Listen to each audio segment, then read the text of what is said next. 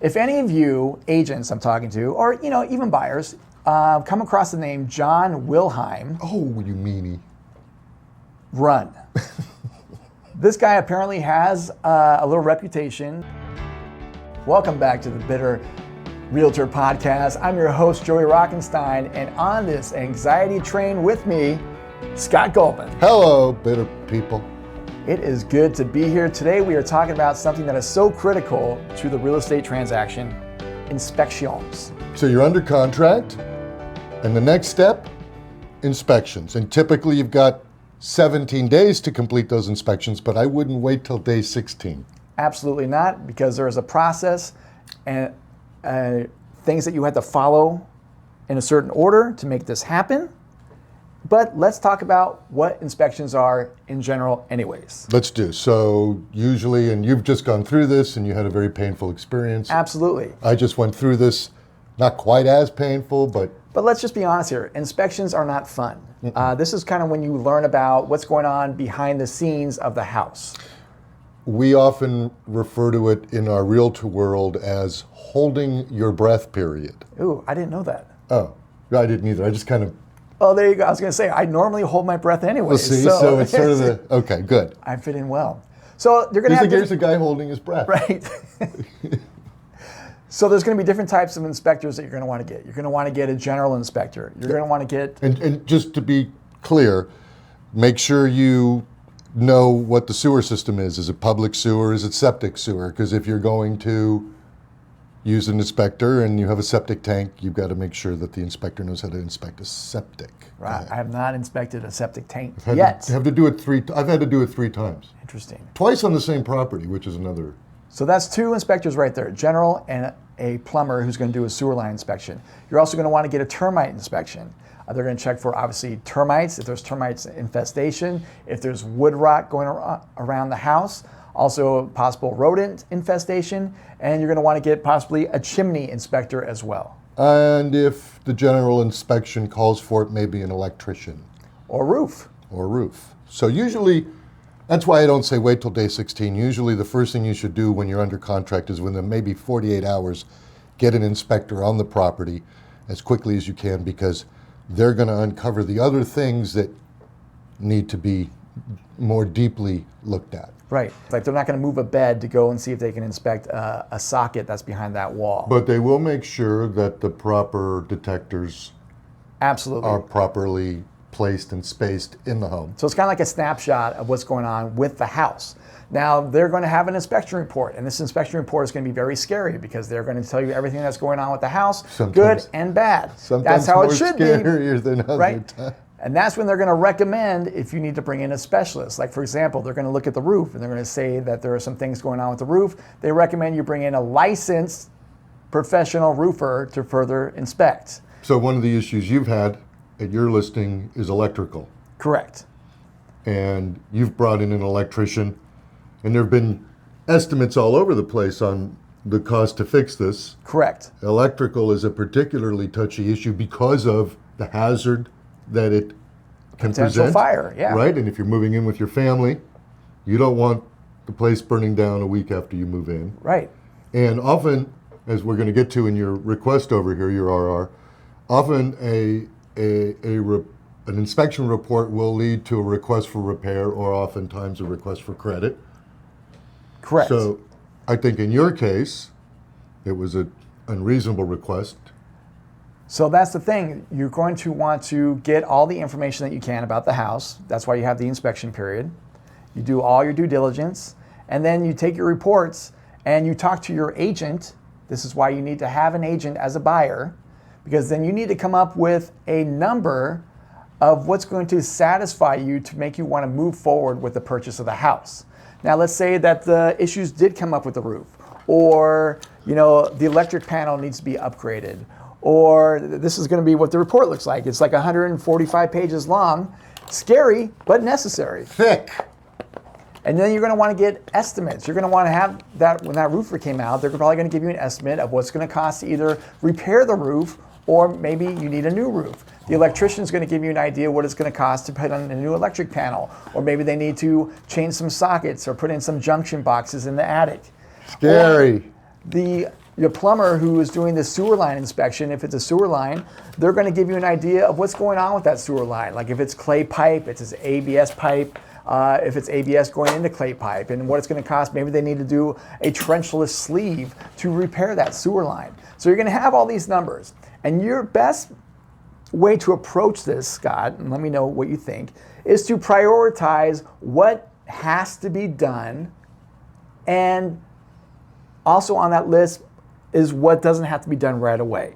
Like obviously GFCI sockets don't necessarily need to be done right away because those are things that are up to code for new builds, but for an old house, they're not going to have these type of sockets. And stuff that's important is things that need to happen to pass inspection and escrow, I think, are important. Right, but like if there's no active leak in the roof, but the roof is old, maybe you can get away with just asking for some money to go towards if you want to get a new roof eventually. Or maybe if the electric panel is not up to code and it's a definite fire hazard, then that's a safety issue. So then you would ask for the money that it would cost to replace that entire electric panel. So let's not get ahead of our skis. We've got this report. As the agents, we've prioritized this report. Hey, buyer, this is what you need to be thinking about. And by the way, it's the buyer that pays for this inspection report. All of it. So it's really on the buyer at this point. A buyer will come back to a seller and say, here is estimates for all the things that we're going to need to do to address what's in the inspection report. I will tell you this, every single home out there will have something on the inspection report that will create a bugaboo in the buyer's psyche. Even if it's a brand new house. Especially if it's a brand new house, right? So, like all of a sudden the water collectors that are now required by code don't properly collect, Right. It's square footage on some reconditioned or remodeled space that wasn't permitted is always of an issue for buyers. Buyers will go back 2, 3, 4 sellers on some work that was done that may not have been permitted. Right, absolutely. So more on that. Yeah. So you're going to come up with this document here, which is called the Request for Repairs. We call it an RR. Right. And this is where you're going to put in, are you asking for credits? Like you're going to ask for a $20,000 credit to go towards your closing costs. Are you going to ask for a price reduction? If the number is usually bigger in the estimates that you have, you're going to ask for a price reduction, or maybe you're going to mix it up, credit and price reduction, because you're only allowed a certain allowable amount in credits that your lender will allow if you're getting financing. If you're getting a price reduction, if you're paying cash for a property, asking for a price reduction is always a little bit wonky because it has tax implications. So usually when you're asking for a credit on repair, as opposed to having the seller do repairs, it's a number that's reasonable. When you get into these huge numbers, it becomes a price reduction, which is something separate. Right, and keep in mind too, like we have to find a happy medium as agents between the buyer and the seller to make this move forward. We want to keep things on the table. So if you're coming in with a number that is just so outrageous and the seller's just going to be like, get the fuck out of here, then there's really no point. So you got to be strategic about it and approach it in a very strategic way to make somebody want to consider giving you that credit and or price reduction. Yeah, and the seller's over here, the buyer's over here.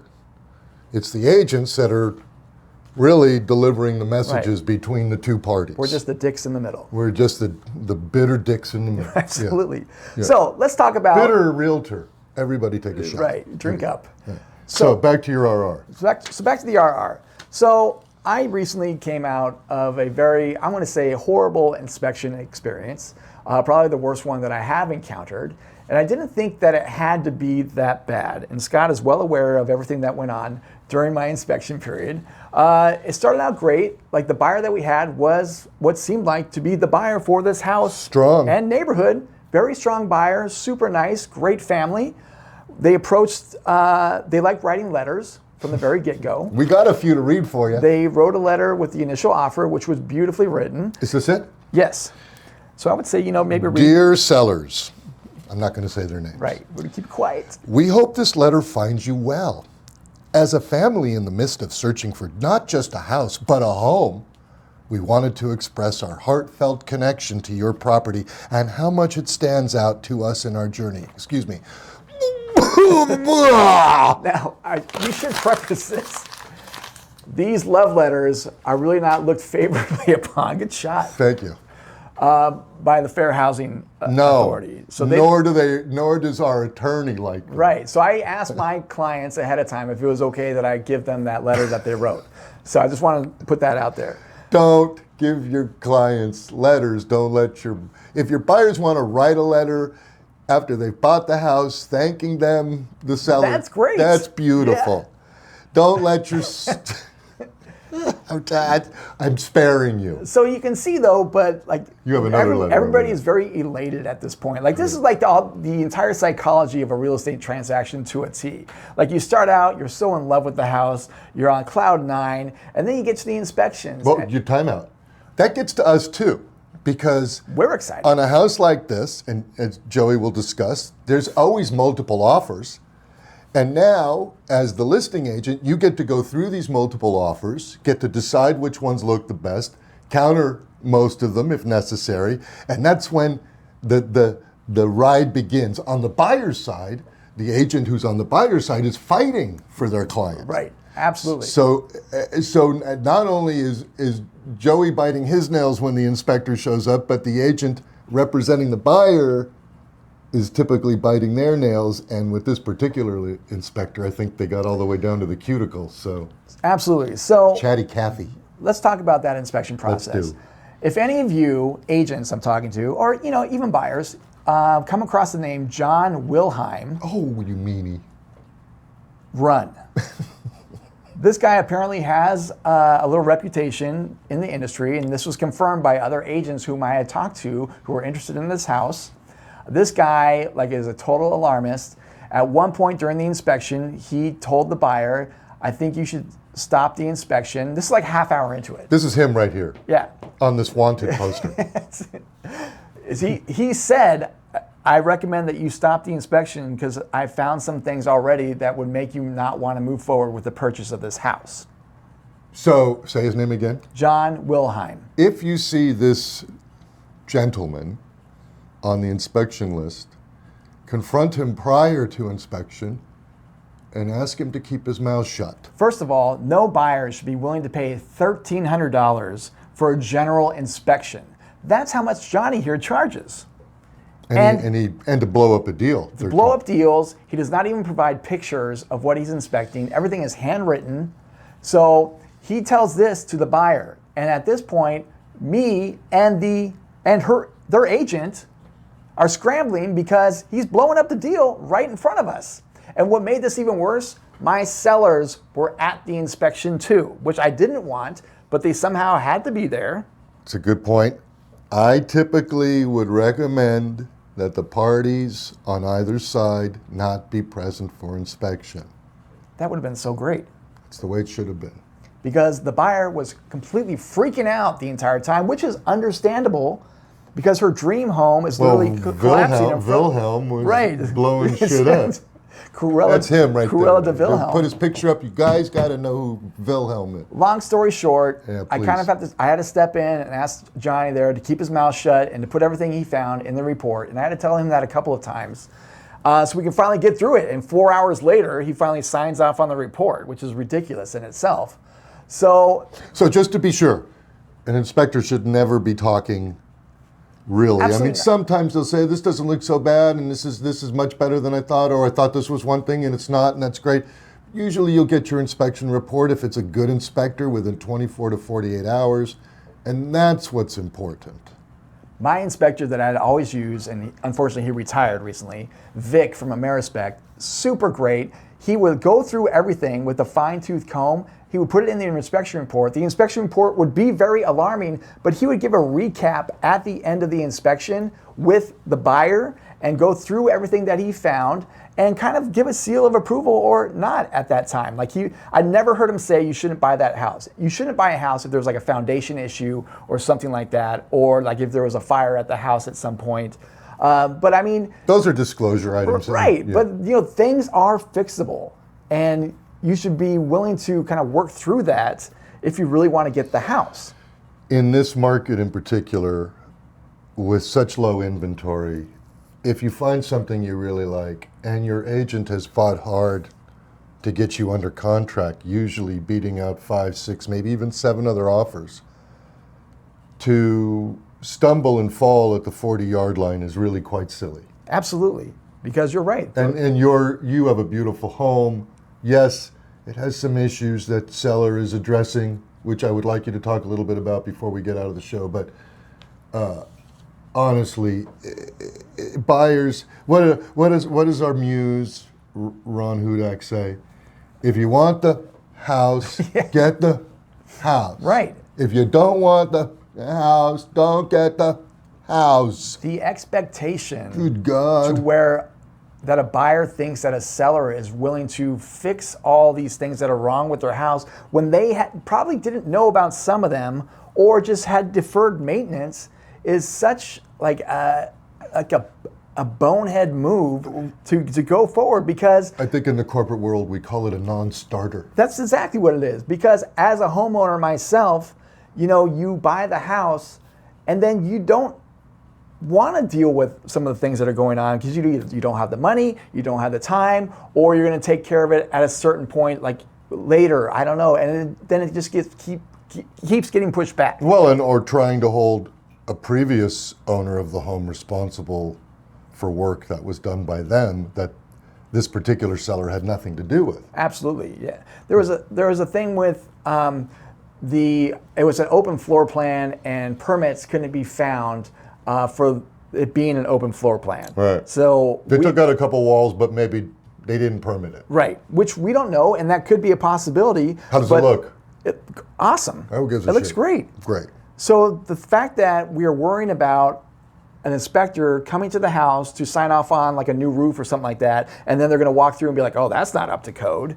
Like, it's such a far-fetched play. Well, this is also a very strange deal, Joe, because you've also been involved with dealing with the buyer. You've been put in a position by the buyer's representative to have you on the phone with the buyer. Right, which you should never do. Like, an attorney would never talk to an opposing attorney's client. No, it's a little different. I mean, if that buyer is being represented by Joey and that seller's represented by Joey, then great. It's a good place to be as the agent because you can really, it usually happens that way on very large deals where there's one agent working both sides. Matter of fact, a lot of those deals you don't even see in the public. Those are like very expensive real estate deals. There's one agent brokers both sides at a reduced, I don't know, commission. Right. Yeah. But in this particular case, and this is a fairly seasoned agent, you told me. Apparently, I mean, all I heard about was how many great listings he has in Beverly Hills, and then he's slumming it over in Malibu. my area. He was slumming in Malibu yeah, too. and then he's over in the valley slumming it. I mean, I can't find one listing of his in Malibu, so. Right. So. But the point of why I brought it up is, if he's going to bring you into the conversation, you might as well be representing this buyer. I should get some money on that side. Right. Well, I thought that was unusual. This continually happened, and I can't. That's why you need to have an agent who is going to go to bat for you, but not have you talk to the other side. So, as far as what they asked for, let's get to that because I need a good laugh. So. With the letter. Don't read the letter.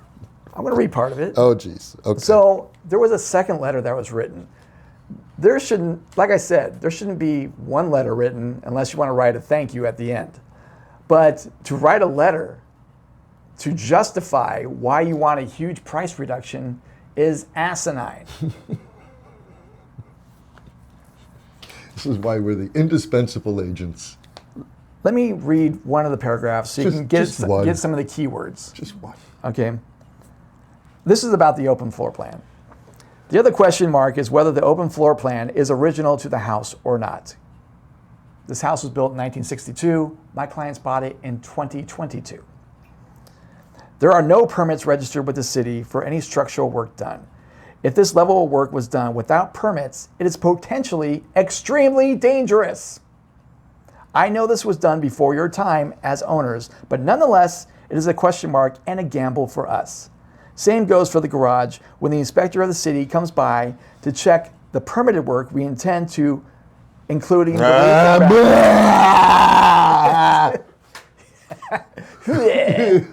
Come on. This is supposed to make a seller say, "Oh my God, you're absolutely right. Let me just give you the money. Let me just give my house away." Can we just tell him what did the buyer ask for, please? $150,000 price reduction on a house that's listed at 1.7. So, I think they always intended to ask for that. They asked for that without any documentation. Look, it's going to cost us 30 grand to fix this, 20 grand to fix this, 18 grand to fix this, 27 grand to fix this. Not one sliver of paper. Well, just Wilhelm's, you shouldn't buy this house. Here's my $1,800 bill. And by the way, as for 150 grand. Right. Well, to add to that, they did send me estimates of things. They sent me an estimate for mold remediation when no mold sample was ever taken. They never collected any spores. What was that? What was the restoration bill? Do you remember? That was $12,000 for both bathrooms, and one of the bathrooms in question was a potential hazard. See, and in my inspection report that I asked for the seller to remediate the mold before leaving, and they went, yeah, no, thank you. We asked for mold remediation at a house that my clients bought in Santa Clarita, and they said the same thing. And they found we found mold. Yeah, we found mold. We found mold. Not an inspector who, I get it if he has experience, but still to not collect any samples and then to say, here's an estimate for mold remediation, when the mold contractor who was there told me he did not detect any presence of mold or moisture in the walls. Mold's a problem. It is. It's a big reasons. deal. We're putting them up here, but mold is a problem. Some mold is not. But again, if the seller doesn't want to do anything about it, the buyer has a decision to make. It's not that the mold can't be... You can take care of it when you own the house. Mitigate the mold when you take over the house. Do it before you move in. Fix the roof. Fix the electrical. Make sure the plumbing is good. The sewer line. There's an angioplasty for the sewer line. It's called a trenchless. A trenchless repair, yeah, where they shoot a balloon down the. That's a British technology, by the way. So that's interesting. Yeah. So my seller was willing to give some money out. Don't get me wrong; it wasn't a lot. I thought I thought it was very reasonable. So Joey and I have talked about this deal for the last what seems like 3 years.